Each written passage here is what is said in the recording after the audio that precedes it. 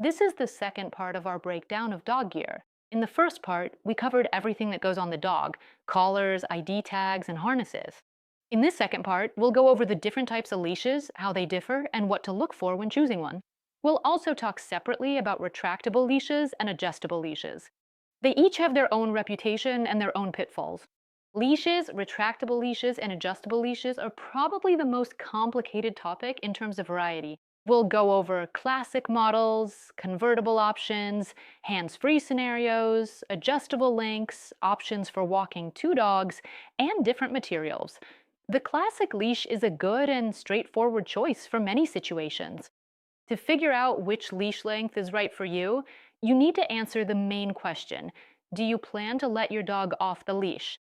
If not, then a short leash, about 1.8 to 2.5 meters long, will work for you. If you do plan to let your dog off the leash, but will spend most of the walk with the leash on, then a 3-meter leash is a good choice.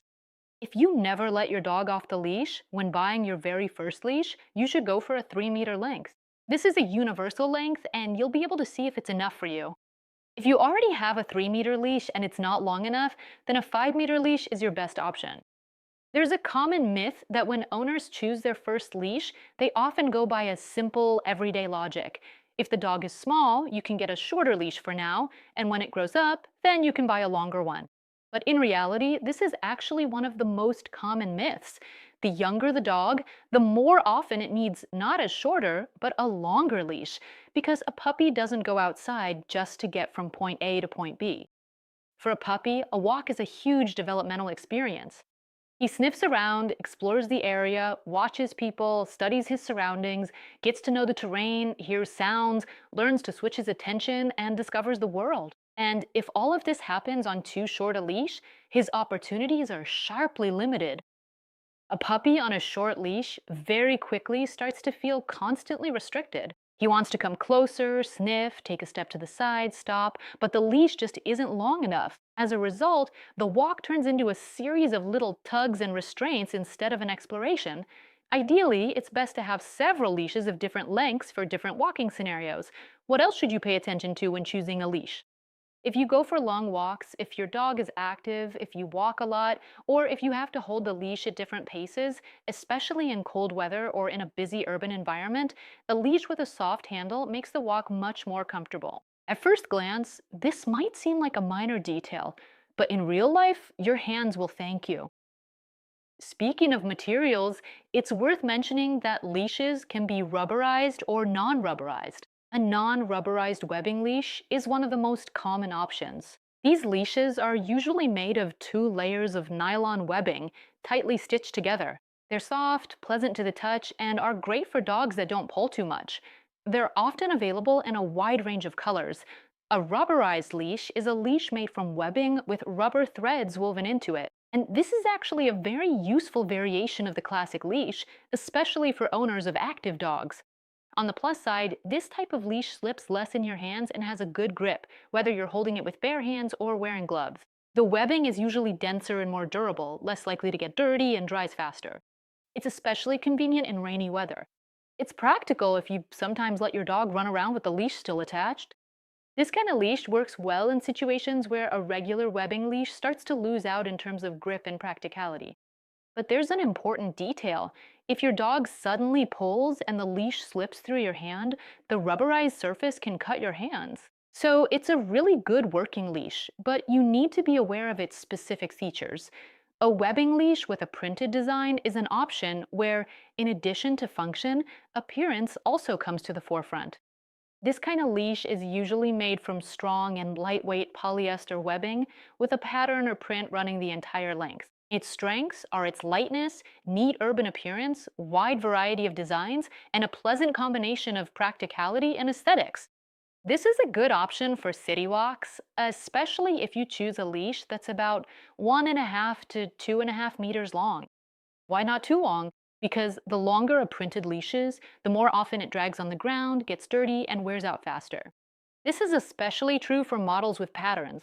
With a moderate length, they keep their neat appearance longer. It's also important to specifically mention leashes made from Hexa. Hexa is a waterproof, soft, and durable material based on webbing with a protective coating. It's highly valued for its practicality in everyday life. What are its main advantages?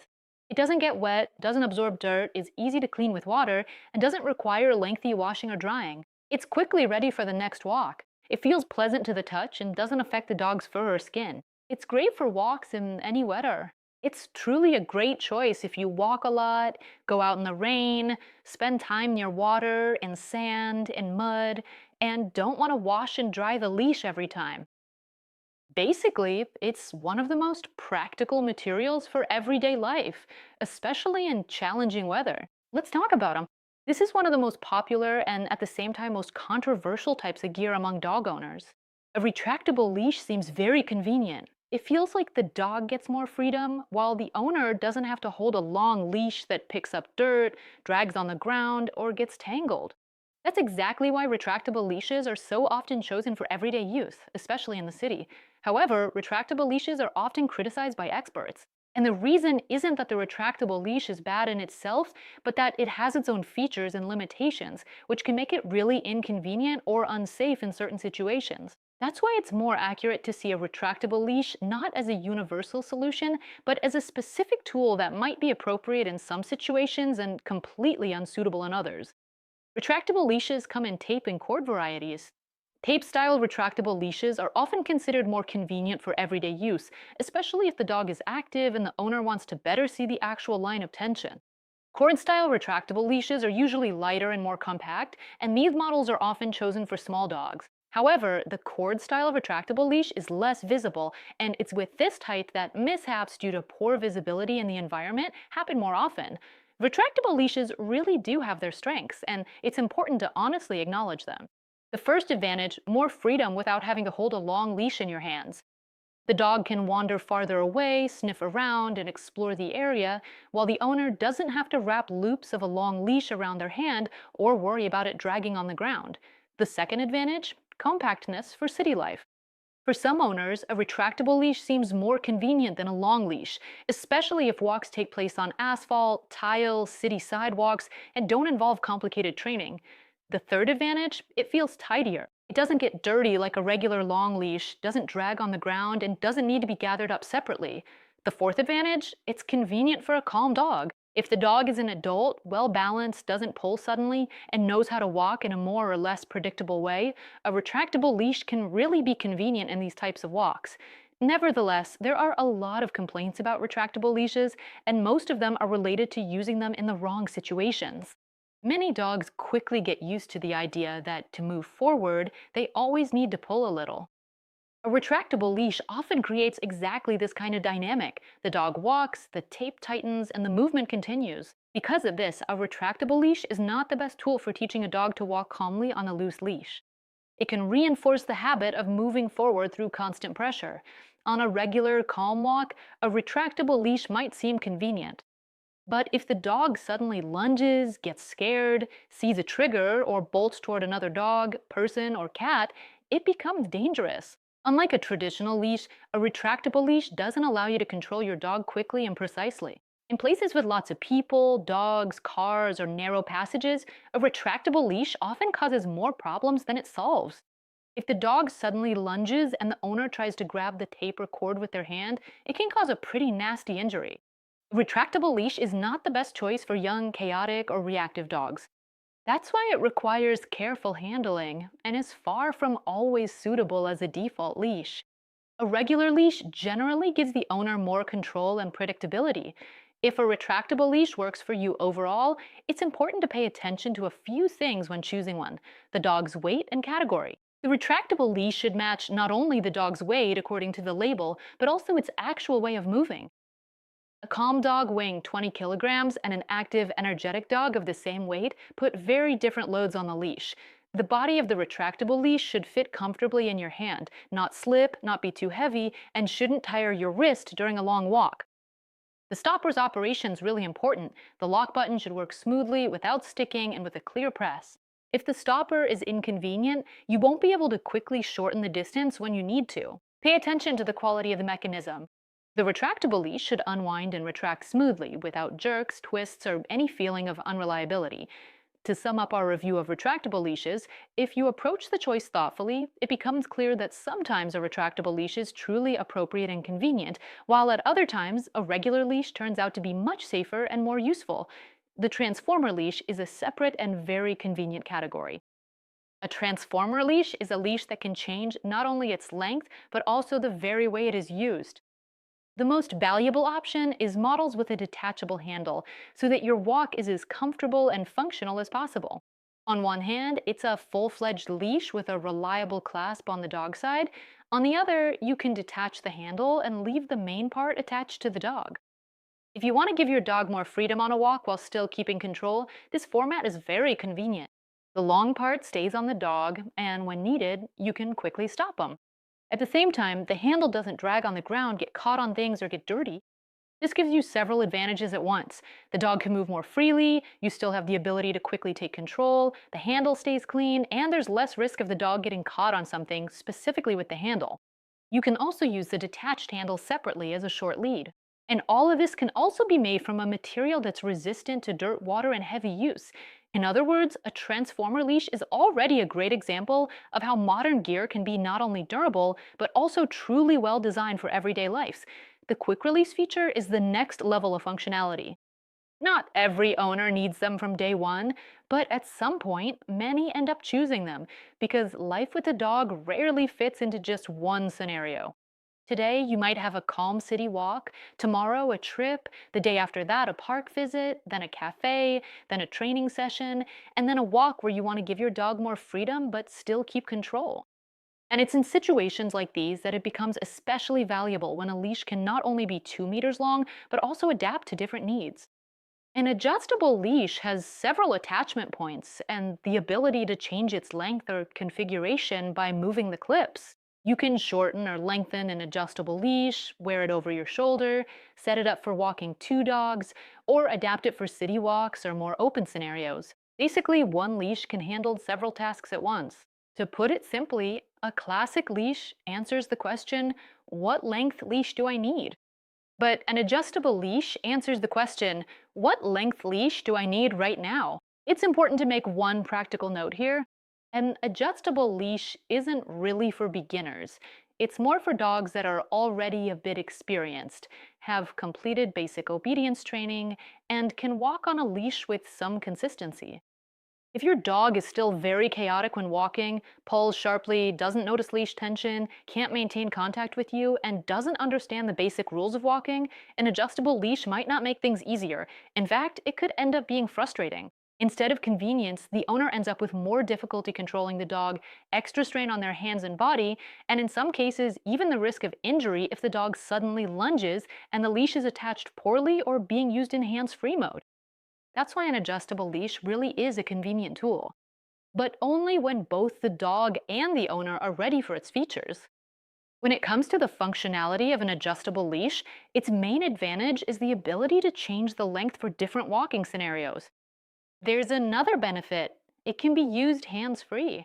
Many adjustable leashes can be worn over the shoulder or around the waist.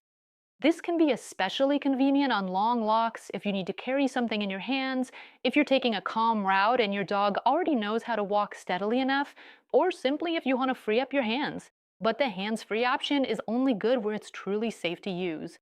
If your dog pulls suddenly, is very reactive, or you're walking in a challenging environment, this option requires caution. Speaking of downsides, like any functional item, there are some.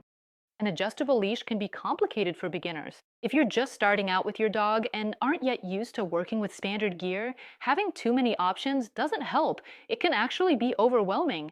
Using an adjustable leash takes some getting used to.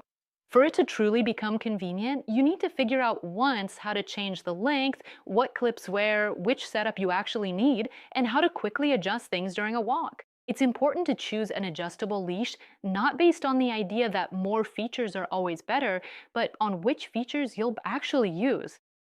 When choosing an adjustable leash, pay attention to its length in different positions, the weight of the hardware, and how easy it is to change the configuration, because a good adjustable leash should adapt to your life, not make it more complicated. As for the materials used for leashes and adjustable leashes, they're often made from regular webbing, rubberized webbing, rope, cord, hex, biothane, or PVC webbing. A lot depends on the material, how it slides, how comfortable it feels in your hand, how practical it is in the rain, how easy it is to care for, its weight, and its durability. We've already discussed almost all of these materials in detail earlier in the lesson where we talked about harnesses. It's only worth highlighting rope and cord. We haven't covered this material before. Rope and cord are polypropylene cords with different types of braiding. Functionally, they're no different: strong, soft, comfortable to hold, easy to wash, resistant to dirt, and they hardly absorb any moisture. The difference is in the type and width of the braiding. You'll find straight, basic, braided, and rope styles. A width of 8 millimeters is recommended for dogs up to 15 kilograms. A width of 10 millimeters is recommended for dogs up to 60 kilograms. If you prefer heavier duty leashes, you can use 10 millimeters even for dogs up to 15 kilograms. But you shouldn't choose a length longer than 3 meters, so it's not too heavy for the dog. What length and thickness should you choose? A 2.5 meter leash is enough for your dog to walk beside you, so the leash doesn't drag on the ground or get tangled between the dog's legs. With this length, it's comfortable to throw the leash over your shoulder or fasten it to your belt. If you choose a length longer than 3 meters, you need to be ready to use one hand to hold the loose part of the leash. Otherwise, it will drag on the ground and get between the dog's legs. Everyone has different goals for using a leash and their own walking style. That's what you should base your choice of length on. The recommended thickness of the leash for small and medium dogs is 7 to 8 millimeters. For medium and large dogs, it's better to choose a thickness of 8 to 10 millimeters, regardless of the type of rope or cord. Straight and basic weave ropes generally cut into your hands less than cords or wear-resistant ropes. Cords are more aesthetically pleasing. Wear-resistant rope holds up better to drag in. In any case, the wear and tear of regular rope and cord depends solely on the conditions of use. Often, when choosing gear, owners focus on length, material, color, and softness, but pay little attention to what exactly attaches the leash to the dog. But the carabiner is actually one of the key safety points of all the gear, a small detail that makes a huge difference. After all, it's the carabiner that connects the entire system to the dog. And if this part's uncomfortable, too heavy, unreliable, or doesn't suit your needs, you'll notice it on every walk. A good carabiner should combine several qualities at once. It needs to be reliable, easy to handle, suitable for your dog's weight, and work flawlessly in any weather conditions, especially in the cold. One of the best materials for carabiners is aluminum, specifically the kind made from the aluminum alloy used in aircraft manufacturing. It's both strong and lightweight at the same time. At first glance, a difference of just a few grams might seem insignificant, but in real life, you can feel the weight of the hardware. For a large dog, this difference is almost unnoticeable. But for a small dog or a puppy of a miniature breed, extra weight from the gear can actually make a difference. That's why, when choosing gear, it's important to remember a simple rule. The smaller and lighter the dog, the more carefully we need to consider the overall weight of the gear. Now, let's talk about the strength of carabiners. A carabiner needs to withstand not only steady pressure, but also steady pressure, quick starts, or unexpected tension. So when choosing one, we should pay attention not only to its shape and convenience, but also to how the manufacturer indicates its reliability. The material, weight, type of lock, and braking strength in kilograms or kilonewtons should all be specified. It's this kind of information that lets you evaluate a carabiner based on its actual characteristics. How do you read the load rating in kilonewtons? You can use this rule of thumb. 1 kilonewton is about 100 kilograms of force. Unfortunately, there isn't a single international scale for matching a carabiner's strength to a dog's weight, but there are some parameters you should pay attention to. You need to look at the safety margin, because a dog puts stress on the carabiner not with its static weight, but with a sudden jerk. Even a dog that weighs 20 kilograms can, with a sudden start, create a force that feels much greater than its actual weight. A practical guideline would be this. For a calm, trained dog on a city walk, the braking strength should be at least 5 to 6 times the dog's weight. For a young, active, reactive, or pulling dog, it's better to go for 8 to 10 times the dog's weight. For long leashes, adjustable leads, hands-free setups, and sports, it's best to look right away at the highest possible strength range. Now, let's break down what types of carabiners there are and what makes them different from each other. Carabiner without a lock. This is the simplest and most compact option. It's small, easy to snap on with one motion, and convenient to unclip. Its limitation is that it doesn't have any extra safety feature to prevent accidental opening. So, if your dog is very active, tends to make sudden movements, if you use complicated walking scenarios, or if you just want a greater sense of security, consider other options. Carabiners with a screw lock. This is a great combination of compactness and reliability. This type of carabiner has an additional screw lock that covers the mechanism and prevents it from opening accidentally. Its main feature is that it requires an extra step. You have to screw the lock closed. So this isn't the kind of option where everything happens with a single touch. But for many owners, that's an acceptable price to pay for increased reliability. Carabiner with auto lock. This is the most high-tech option of the three. Its lock snaps shut automatically, so the owner gets extra safety without having to manually screw the locking element each time. Its main feature is that it's a bit heavier than the other options. That's why, as always, it's important to consider your dog's size and the total weight of all the gear. Manufacturers most often offer three color choices for carabiners: black, silver, and gold. And since we're talking about gear today, it's important to mention one more small but very practical detail: a pouch or dispenser for dog waste bags. At first glance, it might seem like a minor thing, but it's exactly these little details that make walks truly convenient and organized. When you always have waste bags on hand, you don't have to remember which pocket they're in, move them from one outfit to another, or dig through your bag at the worst possible moment. It's especially convenient when you can attach such a pouch directly to the coupler, leash, or walking set. If a walk is well organized, everything is thought out, not just the harness, leash, and carabiner, but also those everyday details that speak to a culture of dog ownership and a truly mindful approach.